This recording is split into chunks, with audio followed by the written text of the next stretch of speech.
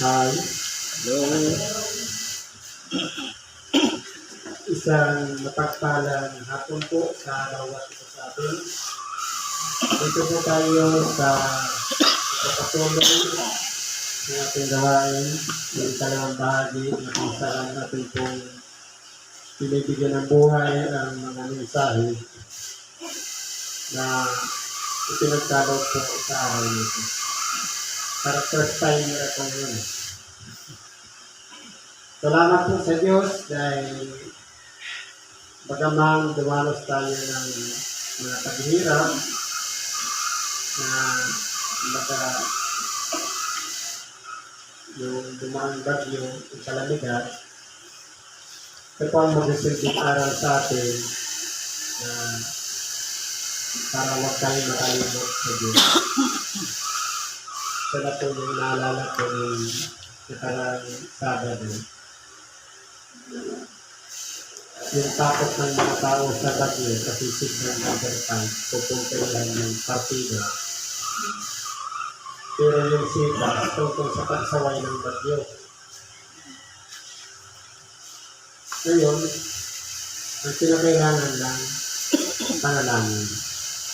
Pero awa ng Diyos, yung bagyo parang signal number 1 lang. Yung hangin nasa taas, wala siyang bukso. Kaya, ang nagrabe lang yung gilid sa mga kristal. May daan,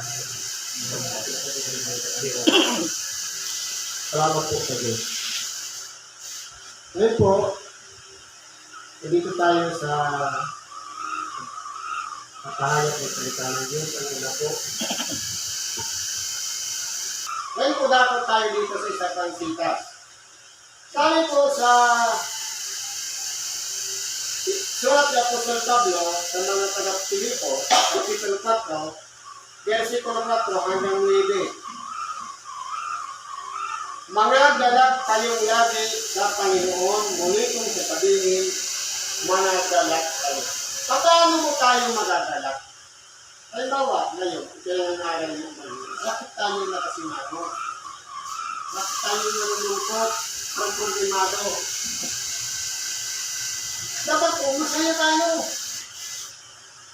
Dahil, itong pinag-uusapan natin, salita ng Diyos.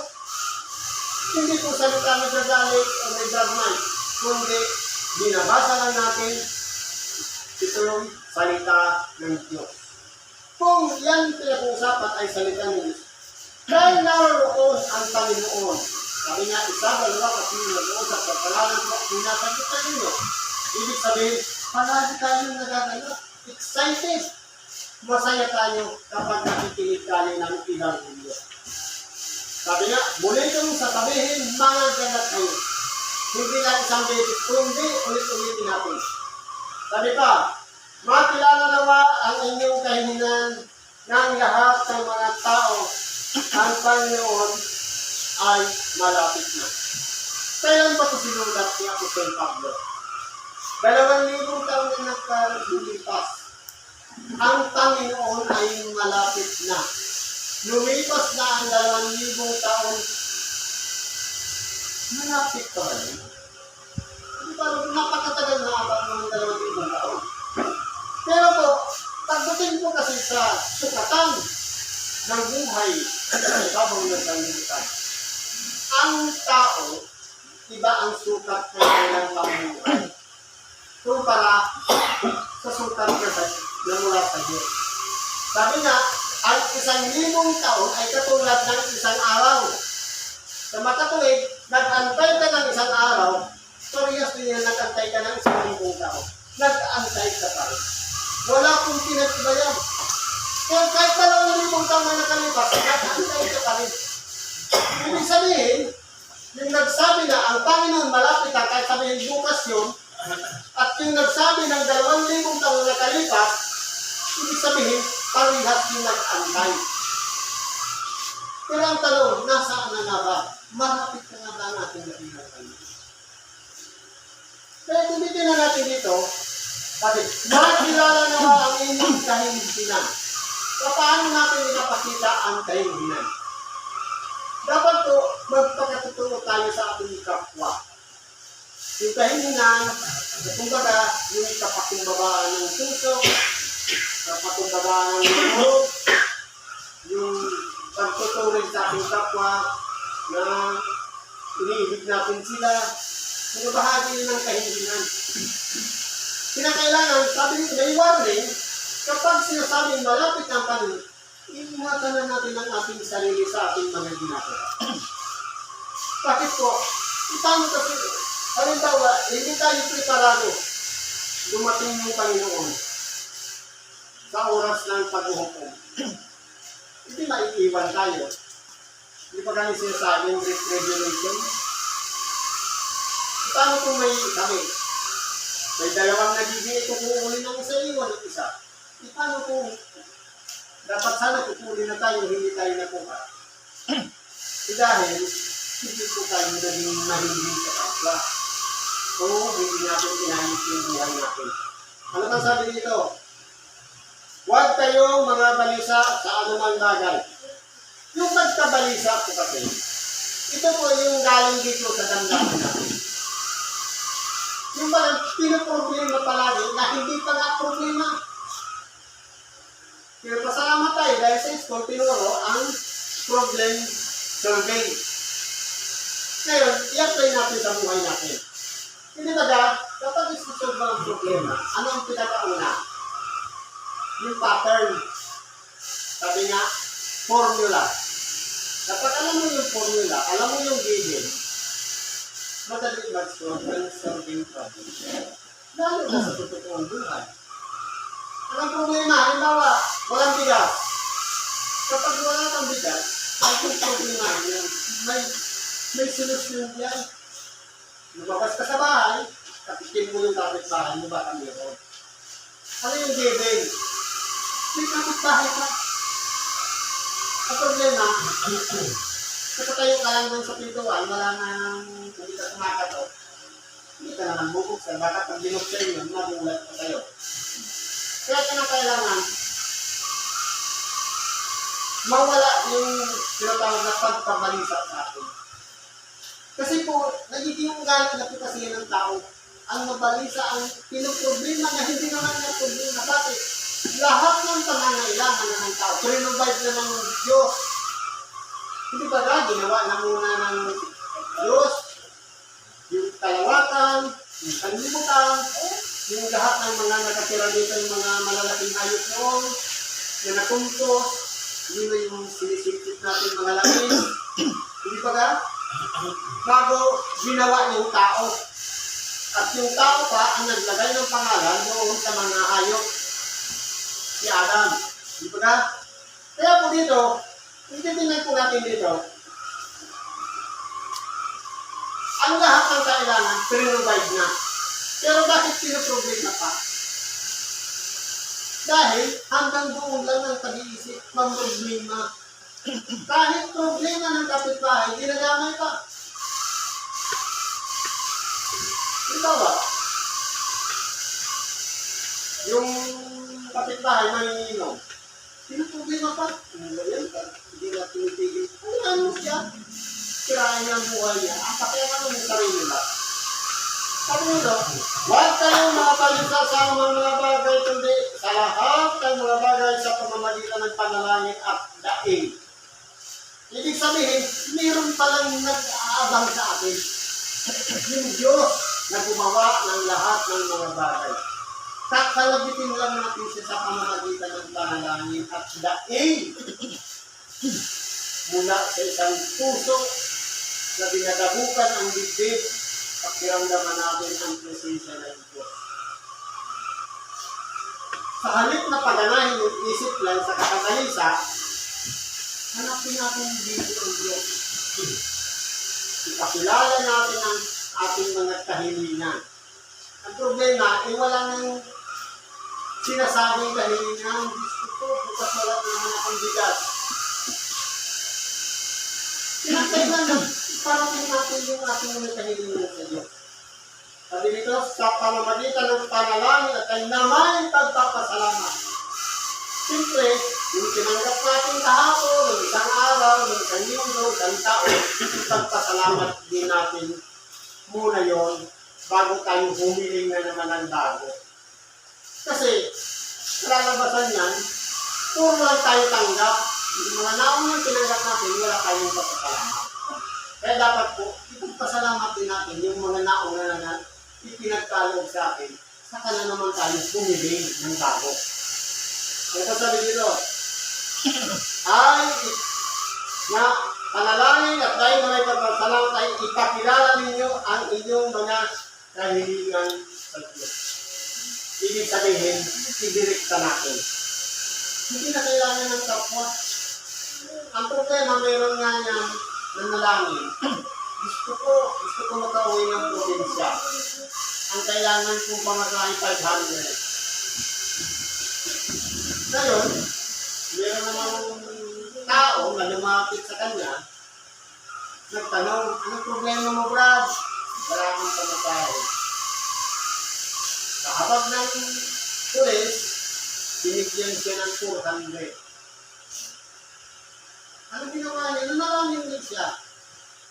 Gusto ko, salamat po sa binigay mo, pero sana po binirikta mo na sa akin. Hindi mo na dinaan sa pulis dahil nagkulang ng 100. Kung titignan natin, napakababaw ng pag-iisip ng tao. Kapag ka itong pasalamat yun, dahil 100 na lang ang kungkang, nangisip pa ng iba. Naging mahabagin na nga yung pulis, gumawa na nga ng kabutihan, siniraan pa. Diba ka? Ano ba sabi dito? At ang kapayapaan ng Diyos. Kapag nasa presensya natin ng Diyos, yung kapayapaan ng Diyos, manahan sa buhay natin, magiging payapa din ang ating puso at ating isip sa ating buhay. Magiging kalmado. At ang kapayapaan ng Diyos na di masayod ng pag-iisip, na hindi maabot nitong utak natin ito. Yung kaparaanan ng Diyos, dahil yung utak natin limitado lang, kumbaga sa data, hanggang, talagay natin hanggang 1 terabyte lang. Pero, yung karunungan ng Diyos na hindi masayod ng 1 terabyte, ay mag-iingat ng inyong mga puso at ng inyong mga pag-iisip kay Kristo Jesus. Ang susi lang naman dyan, huwag tayong mapalayo kay Kristo. Lumapit tayo ng gusto sa Kanya. Dahil kahit anong katatawag natin sa Diyos, may malayo si Kristo ang daanan para makaabot sa Diyos ang ating mga kanya. Kaya po, di ba sinasabi natin sa mga panalangin, ang lahat na ito'y hinihiling ko sa pangalan ng iyong buktong na anak na si Kristo. Palaging kasama si Kristo sa panalangin. Ingatan po tayo ng Diyos. Ano ba sabi dito? Sa tapos-tapusan, mga kapatid ko, ano mang bagay na katotohanan?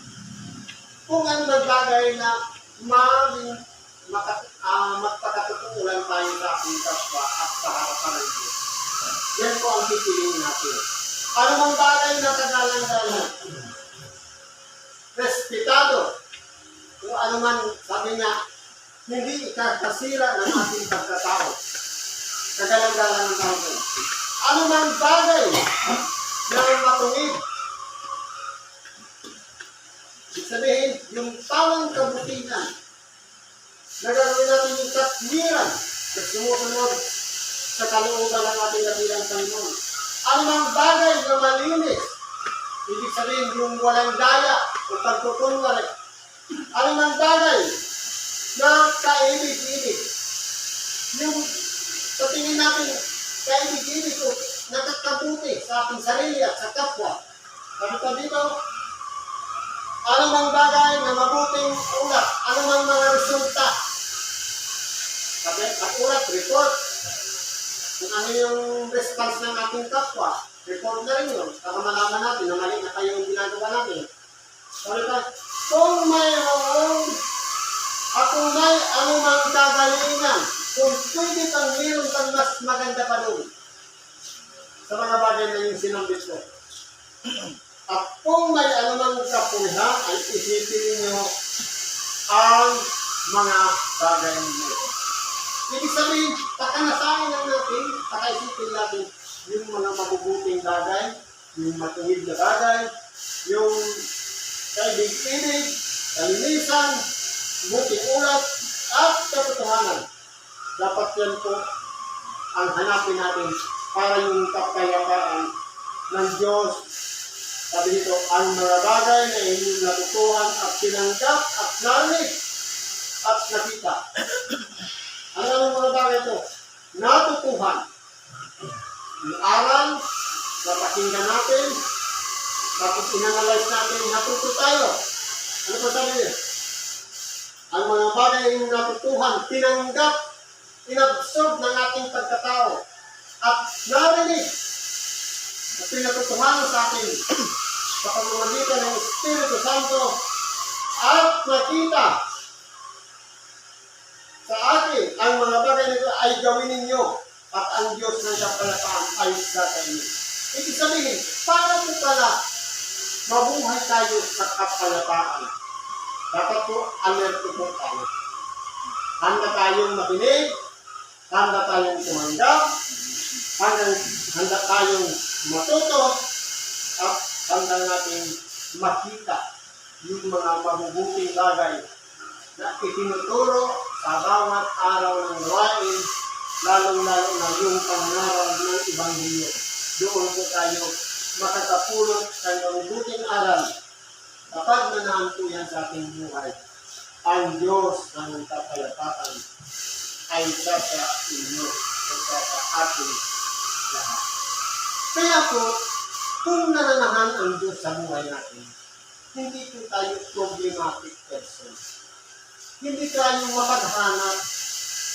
Hindi tayo, dapat sabi nga, mapagkasya na tayo kung ano yung maging satisfied tayo. Kung halimbawa, ang naging hapunan lang natin, nilagang sabi, kung naging almusal natin, nilagang sabi, dapat maging satisfied na tayo dito. Huwag na tayo maghanapan ng ibang bagay dahil marahil, initingnan lang ng Diyos kung hanggang saan ang ating mga natutunan dahil pagkaminsan nakapagsasalita tayo na lumalabas sa ating bibig na hindi na pala nakakabuti. Minsan nangungulat pa tayo sa Diyos. Kaya yung satisfaction, importante po yun. Maging satisfied tayo sa mga nangyayari sa ating buhay. Ang Diyos ng kapayapaan ay sa atin. Kaya po, hanapin natin yung kapayapaan niya. Yung kumalma ang ating problematic na isipan, yun po ang ipriority natin. Yung araw-araw pa yung problema, isa po yung, ito po yung nakisabi ng ating nabilang Panginoon. Huwag kayong mga dalisa. Ito ba? Siya rin may sabi, huwag kang papatay. Huwag kang mag-ingot.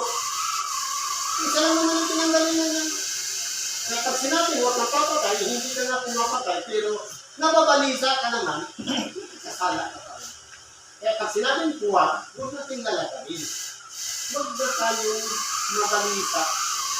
Ano yung nariyan, samisa natin, para magiging hapunan natin, kanalian na huwag ipagpasalamat natin sa Diyos. Maging satisfied na po tayo dyan.